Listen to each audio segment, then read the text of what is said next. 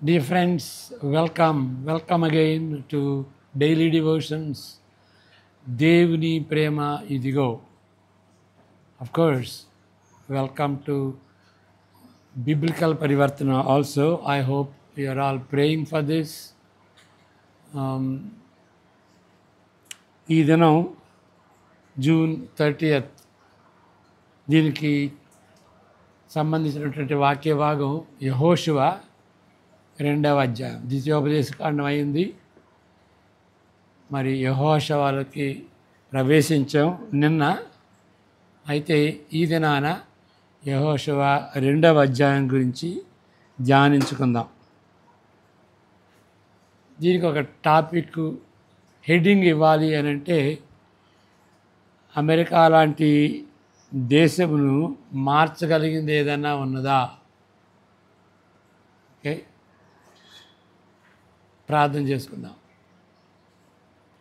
May the words of my mouth and the meditation of our hearts be acceptable in thy sight, our rock and redeemer. Amen. ఒక సామాజిక శాస్త్రవేత్త అంటే sociologist, ఆయన evangelical అని అనిపించుకునేటువంటి వ్యక్తి సంఘ సంస్కరణలను గురించి చెప్పుట నేను విన్నాను. అంటే కార్సన్ గారు విన్నారు. ప్రభువు ఒకవేళ పెద్ద సంస్కరణ అమెరికా లాంటి దేశములకు తీసుకొని రావాలని నిర్ణయించినప్పటికీ ఆ దేశమును త్వరగా మార్చలేదు.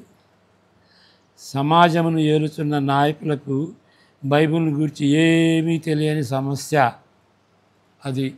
అంతేకాదు, లౌకిక మీడియాలో పాతుకుపోవుటయేగాక మీడియాలో సెక్యులరిజం బాగా పాతుకుపోయింది, ఏళ్ళు ముదిరిపోయినాయి. సుప్రీంకోర్టు చారిత్రకంగా మన పాఠశాలలోని పాఠ్య ప్రణాళికలను అంటే కరికులా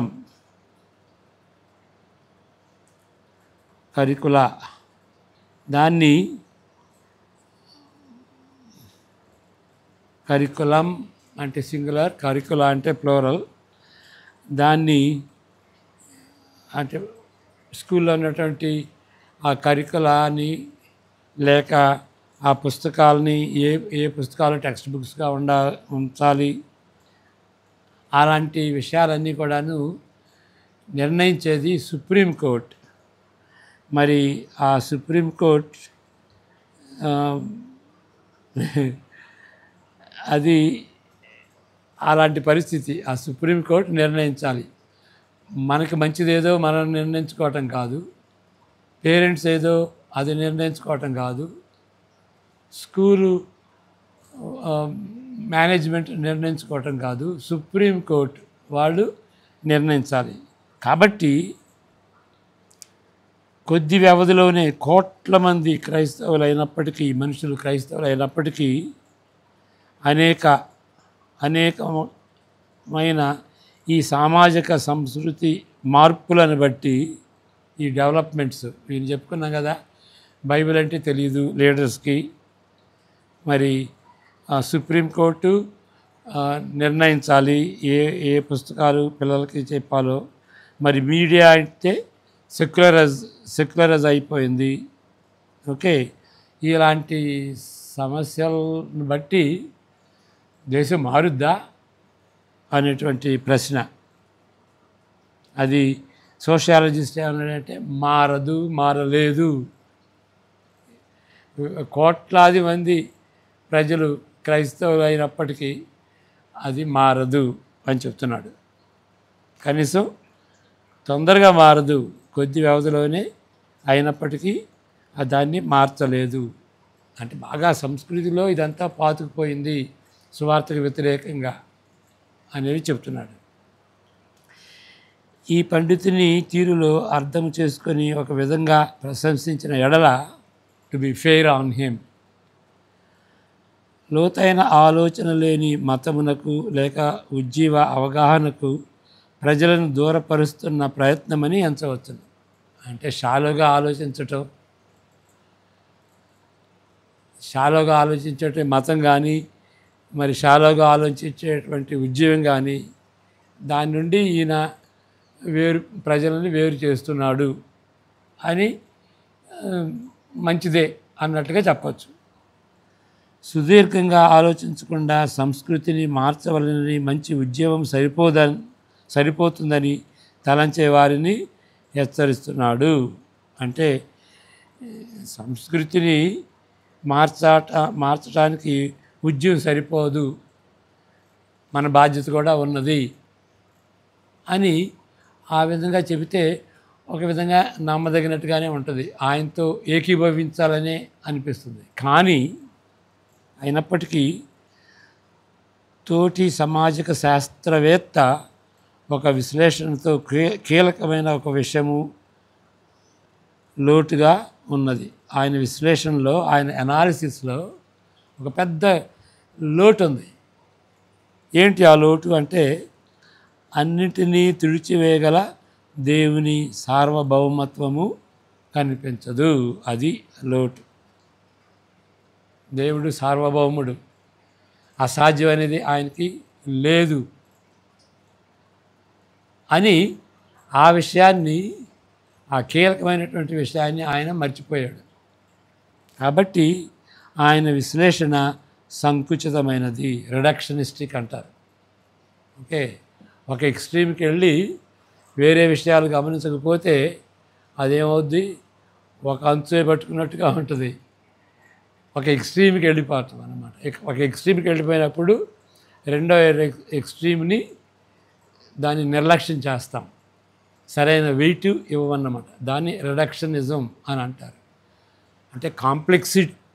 ఇప్పుడు కలర్ టీవీ ఉందనుకోండి, ఆ colour TV black and white టీవీకి భేదం లేదు, దానిలో రంగులేది ఉన్నటువంటి రంగులేవి, ఆ రంగులన్నీ మర్చిపోయి బ్లాక్ అండ్ వైట్, అది కూడా రిడక్షనిజం. మల్టీ కలర్స్తో ఉన్నటువంటి దాన్ని బ్లాక్ అండ్ వైట్ లాగా చేయటం, అదొక ఉదాహరణ రిడక్షనిజానికి. రెడ్యూసింగ్ ఇట్, సంకుచితం చేయటం, విశాలమైనటువంటి దాన్ని కాంప్లెక్సిటీని సింప్లిస్టిక్గా చేయటం. సింపుల్గా చేయటం వేరు, సింప్లిస్టిక్ చేయటం వేరు. అదే రిడక్షనిజం అని అంటారు. అది నేను ఎందుకు చెప్తున్నానంటే, చాలా వరకు మన ప్రసంగాలు, మన బోధలు ఆ విధంగా ఉంటాయి. బైబిల్ చెబుతున్నటువంటి ఆ కాంప్లెక్సిటీని అన్నిటినీ అర్థం చేసుకొని చెబితే అది థియాలజీ అంటారు. థియాలజీ అంటే ఏంటి? అన్ని విషయాలు ఆదికాండం నుండి ప్రకటన గ్రంథం వరకు ఒక విషయంపై రాయబడినటువంటి వివరాలన్నీ చదివి, ఆ సమగ్రంగా చదివిన దాన్ని బట్టి, పరిశోధించిన దాన్ని బట్టి, ధ్యానించిన దాన్ని బట్టి సమగ్రంగా చెప్పటం. లేకపోతే ఇక ఒక వచనం తీసుకుంటాం, ఇక వేరే దానికి ఆ సబ్జెక్టు సంబంధించినటువంటి వేరే విషయాలు లేనట్టుగా ఈ ఒక్కదాన్ని పట్టుకుని ఇక మన ఇష్టం వచ్చినట్టు చెప్పుకుంటాం. Lot of reductionism in our preaching. మనకు జాగ్రత్తగా ఉండాలి. ఓకే, చాలామంది ప్రీచర్సే కాదు, ఈ సోషియాలజిస్ట్ కూడా, ఆయన కూడా కొన్ని విషయాలు ఆలోచించుకున్నాడు, కొన్ని విషయాలు మర్చిపోయాడు. అది రిడక్షన్, సంకుచితంగా ఉండేటువంటి తీరు. ఆయన మారు మనసు గురించి చెప్పాడు, తిరిగి గురించి చెప్పాడు, రీజనరేషన్ గురించి. కానీ అది ఒక మూలను పెట్టినట్టుగా ఉన్నది. దానికి కావాల్సినటువంటి ఎనఫ్ వెయిట్ ఇవ్వాల. ఆత్మీయంగా అది బలహీనమైనది. ఓకే, ఏదో మూలను పెట్టాడు, ఏదో చెప్పాలనుకున్నాడు కాబట్టి చెప్పాడు, అంతేగాని ఆయన సరైన వెయిట్ దానికి ఇవ్వలేదు. ఆయన సహజమైన తీరులో ఎక్కువగా ఆలోచిస్తున్నాడు. సహజమైన తీరులు అంటే న్యాచురలిస్టిక్ కేటగిరీస్ అంటాం. అంటే ప్రకృతిలో ఏ విధంగా జరుగుతుందో, సహజంగా ప్రకృతిలో ఏ విధంగా జరుగుతుందో న్యాచురల్గా. క్లాసిక్ ఎగ్జాంపుల్ నేను చెప్పేది ఏంటంటే, ఏ న్యాచురలిస్ట్ ఏమంటాడంటే ఇట్ ఇస్ రైనింగ్ అంటాడు, వర్షం కురుస్తుంది అంటాడు. ఓకే, బైబిల్లో ఎప్పుడు కూడాను it is raining and God sent the rain, దేవుడు వర్షాన్ని పంపించాడు, వర్షాన్ని కురిపించాడు. కాబట్టి ఎప్పుడు న్యాచురలిస్టిక్గా ఆలోచిస్తే దేవుడు లేనట్టుగా దాన్ని న్యాచురలిస్టిక్ కేటగిరీస్ అంటాం. సహజమైనటువంటి తీరులో, ప్రకృతి విధానంలో ఆలోచిస్తున్నాడు ఆయన ఎక్కువ. అయితే నన్ను అపార్థం చేసుకోనకూడదు. ఈ విధంగా క్రిటిసైజ్ చేస్తే కార్సన్ గారు అంటారు, నన్ను మాత్రం మీరు అపార్థం చేసుకోకూడదు. ఏ విషయంలో? దేవుడే సృష్టించిన సహజ నియమాలను వాడుకుంటూ సామాన్య తీరులో దేవుడు పనిచేయడని నేను చెప్పుటలేదు. ఆర్డినరీ వేస్లో, ఆర్డినరీ చరిత్రలో, ఆర్డినరీ అనుభవాల ద్వారా కూడా దేవుడు పనిచేస్తాడు. ఓకే, కానీ సహజమైన నియమాలకు దేవుడు బద్ధుడు కాదని నొక్కి చెప్పుట ప్రాణాధారమైనది, అంటే వైటల్, చాలా ముఖ్యమైనది, కీలకమైంది. అది లేకపోతే మన అవగాహనలో చనిపోతాం, నాశనం అయిపోద్ది. ఓకే, దేవుడే సృష్టించినటువంటి నియమాలను వాడుకుంటూ అది చేస్తాడు. కానీ ఎప్పుడు ఆయన నియమించినటువంటి నియమాలకు, సహజమైనటువంటి నియమాలకు, ప్రకృతిలో ఉండేటువంటి నియమాలకు, సృష్టిలో ఉండేటువంటి నియమాలకు ఆయన కట్టుబడి ఉండడు. వాటిని ఒకసారి సస్పెండ్ చేస్తాడు. ఏం చేస్తాడు? సస్పెండ్ చేస్తాడు. ఓకే, దాన్నే మిరకిల్ అంటాం. దాన్ని ఏమంటాం? మిరకిల్ అంటాం. ఓకే, అన్నిటికంటే బైబిలు పదే పదే చెప్పుతున్న విషయం ఇది. ఏంటి అది? ఒకవైపు భీతి కలవరమును దేశము అంతటిపై రప్పిస్తాడు. అంతటిపై భీతి కలవరం. మరొక వైపు చూస్తే ప్రజల హృదయములపై ఆయన ధర్మ విధులను వ్రాసి ఆయనను సంతోషపరచవలనని ఆశించులాగున వారిలో పరివర్తన తేగలడు అని బైబిలు పదే పదే చెబుతుంది. అదే నూతన నిబంధన కదా. ఇర్మియా 31లో కానీ, లేకపోతే యెహెజ్కేల్ 36లో కానీ మనం చూసేది ఏంటి? అయ్యా, మీ మెయిన్ ప్రాబ్లము, యూదులారా, మీరు మెయిన్ ప్రాబ్లం ఏంటంటే మీ హృదయం. ఎంత ధర్మశాస్త్రం ఉన్నా కానీ, ఎంత విధులు, ధర్మశాస్త్ర విధులు, కట్టడలు ఉన్నా కానీ అది మీకు పనికి రావట్లా, అది మిమ్మల్ని మార్చలేదు. కానీ నేను నా యొక్క ఆత్మ నుంచి మీ మనసు మార్చి నూతన హృదయాన్ని ఇస్తాను అని చెప్పాడు కదా. అదే నూతన నిబంధన. కాబట్టి దేవుడు అది చేయగలడు. ఓకే, కాబట్టి ఒక ప్రక్కేమో భీతి కలవరాన్ని ఇస్తాడు, అది నెగిటివ్గా. మరొక ప్రక్క పాజిటివ్గా హృదయాలను మార్చి వారిలో పరివర్తన కూడా తీసుకురాగలడు. మీడియా కుతంత్రాలకు పరిమితి కాని దేవుని గురించి ఇక్కడ ప్రస్తావిస్తున్నాం. ఇక మీడియా ఇప్పుడు చెప్పుకున్నాం కదా, సెక్యులరిజంతో నిండినటువంటిది. మరి దేవుని యొక్క వాక్యం గురించినటువంటి జ్ఞానం లేనటువంటి వాళ్ళని చెప్పుకున్నాం కదా. స్కూలు టెక్స్ట్ బుక్స్, కరికులా, అదంతా కూడాను ఎవరో అన్గాడ్లీ పీపుల్ వాళ్ళు నియమించినటువంటి పుస్తకాలు. ఓకే, మరి దేవుడు దానికి పరిమితం కాడు. అలాంటి దేవుని గురించి మనం చెప్పుకుంటున్నాం.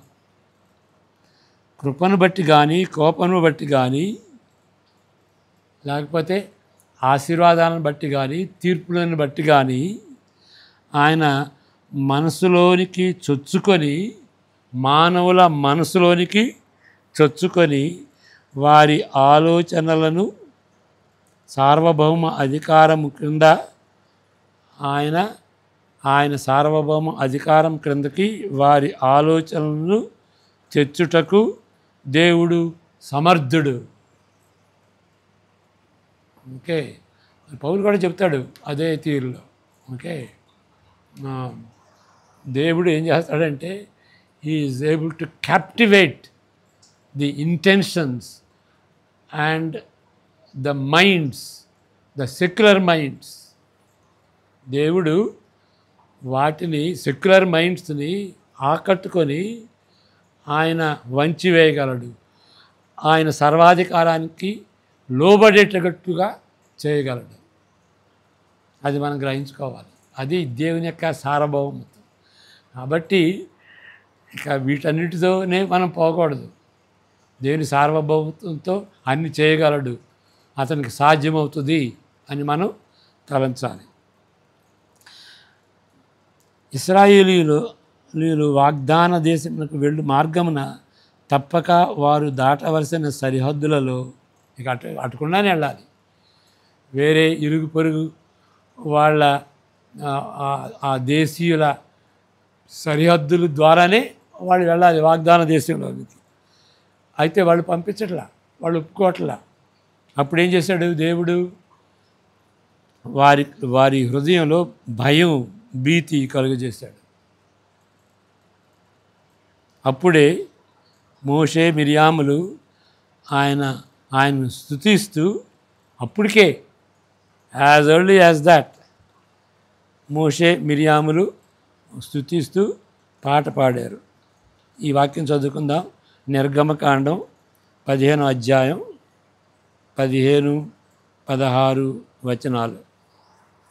వాళ్ళు ఎర్ర సముద్రం దాటిన తర్వాత వాళ్ళు స్తుతి కీర్తన పాడారు కదా, సాంగ్ ఆఫ్ రిడెంప్షన్ పాడారు కదా.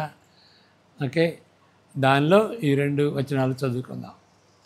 ఏదేమి నాయకులు కలవరపడుదురు, మోయాబు బలిష్ఠులకు వణుకు పుట్టును, కనాను నివాసులందరూ దిగులొంది కరిగిపోవుదురు. కనాను నివాసులందరూ దిగులొంది కరిగిపోవుదురు, భయము, అధిక భయము వారికి కలుగును అని.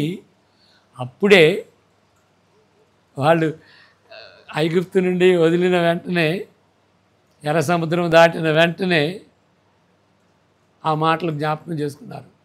దేవుడు భయం కలిగిస్తాడు అని. ఓకే, ఐగుప్తీయులని ఏ విధంగా మరి వాళ్ళలో హృదయాల్లో భయం కల్పించాడు, మరి ఈ కనాను దేశీయుల హృదయాల్లో కూడాను జెబుసైట్స్, పెరిజైట్స్, హిట్టైట్స్, 7 ట్రైట్స్ ఉన్నాయి కదా, వాళ్ళ హృదయాల్లో కూడాను భయం, భీతి కలుగజేసేటువంటి దేవుడు. వాళ్ళ మనస్సుల్లో, వాళ్ళ హృదయాల్లో చలనం వచ్చేటట్టుగా చేసేటువంటి సామర్థ్యత కలిగినటువంటి దేవుడు అని అప్పటికే వాళ్ళు గ్రహించుకున్నారు. నిజంగా అదే చేస్తానని దేవుడు వాగ్దానం చేశాడు. నిర్గమకాండం 23, 24, 27.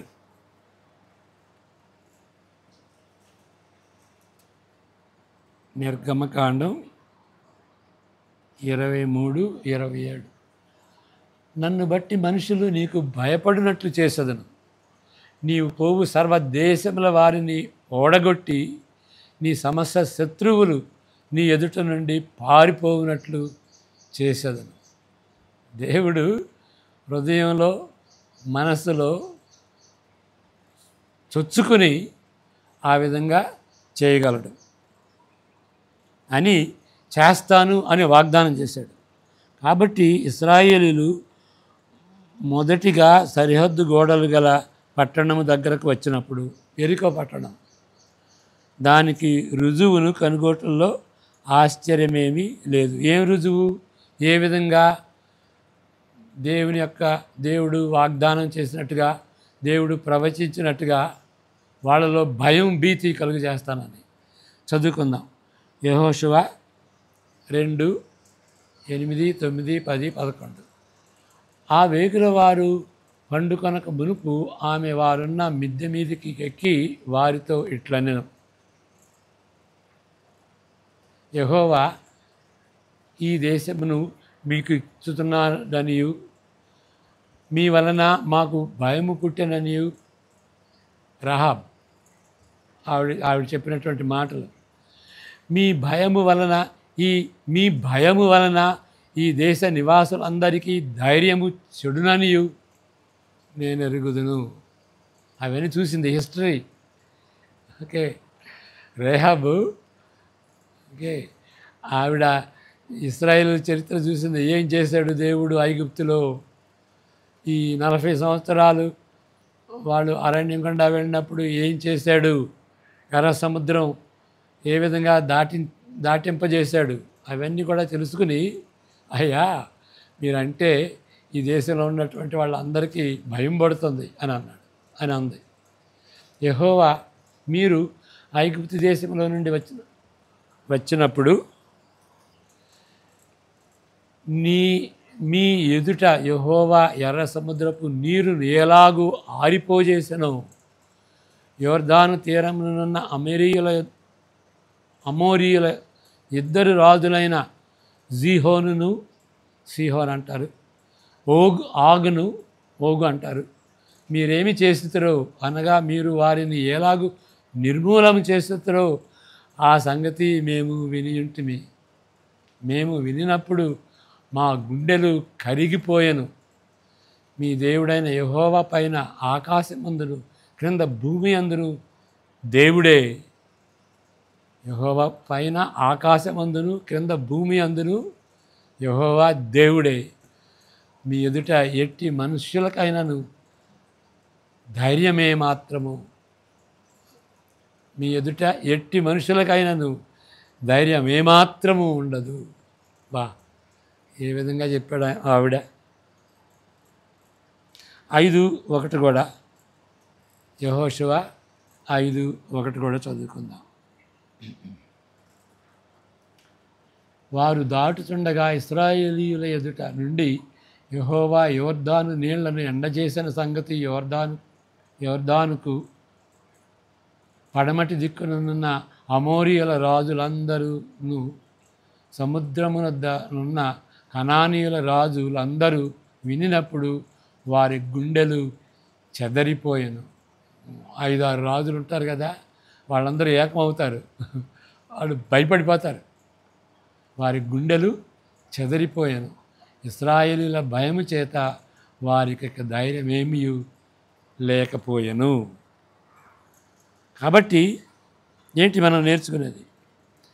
దేవుడు సాధారణంగా సహజమైన తీరులో తన కార్యములను నెరవేర్చుకుంటాడు. అది మనం గుర్తించాలి. ఎప్పుడు కూడాను దేవుడు ఉన్నాడు అంటే ఏదో అద్భుత కార్యాలు చేయాలి. ఓకే, దేవుడే మనకు అనుదిన ఆహారం ఇస్తున్నాడు, దేవుడే మనకి ఇల్లు వాకిలి ఇచ్చాడు, దేవుడే మనకి జాబ్ ఇచ్చాడు, దేవుడే జాబ్ చేయడానికి శక్తిని జ్ఞానాన్ని ఇచ్చాడు. కంప్యూటర్ మీద టెక్నికల్ నాలెడ్జ్ ఇచ్చింది ఆయనే. ఇరుగు పొరుగు వాళ్ళు, మన చుట్టూ ఉన్నటువంటి ఇరుగు పొరుగు వాళ్ళ మంచితనం ఆయనే, చెడ్డతనం కూడా ఆయనే. షాపింగ్ సెంటర్స్, మరి వ్యాపారస్తులు అన్నీ కూడాను, మున్సిపల్ కార్పొరేషన్లో పనిచేస్తున్నటువంటి వాళ్ళు కూడాను, రోడ్డు తుడిచే వాళ్ళు కూడాను, ఓకే, జానిటర్స్ కూడా. దేవుడు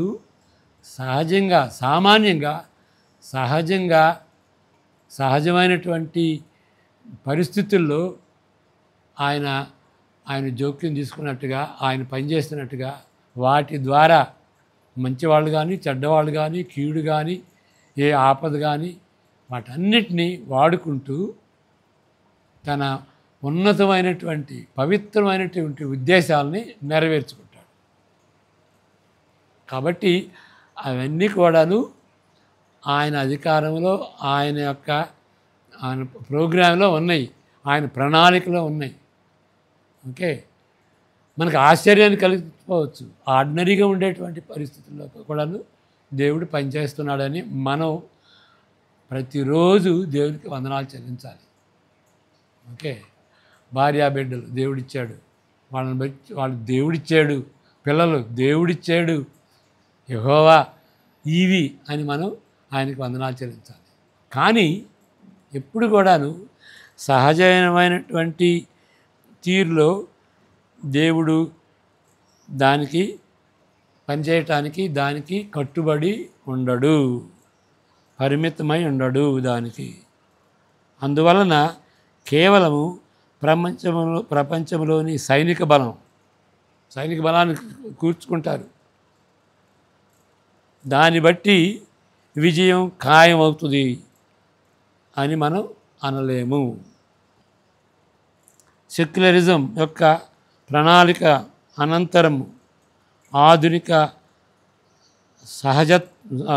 సహజత్వం అంటే న్యాచురలిజం, అన్యమతత్వం పేగనిజం ఏది కూడా దేవుడు ఇచ్చేటువంటి ఉజ్జీవాన్ని ఆపలేదు. ఓకే, ఇవన్నీ కూడా ఏదో నెగిటివ్ ఉండొచ్చు, అవేవి కూడా ఆపలేదు. స్వార్థని ఆపలేదు, ఉజ్జీవాన్ని ఆపలేదు, దేవుని సార్వభౌమత్వాన్ని బట్టి కలిగినటువంటివి. కాబట్టి మనం చదువుకున్నటువంటి రీతిగా లెట్ గాడ్ బి గాడ్, దేవుడు దేవుడిగానే ఉండాలి అని మనం తెలుసుకోవాలి. Let God B God, let man be man. అది మనం ఎంతవరకు ముందు తెలుసుకుంటే అంత మంచిది. ప్రార్థన చేసుకుందాం.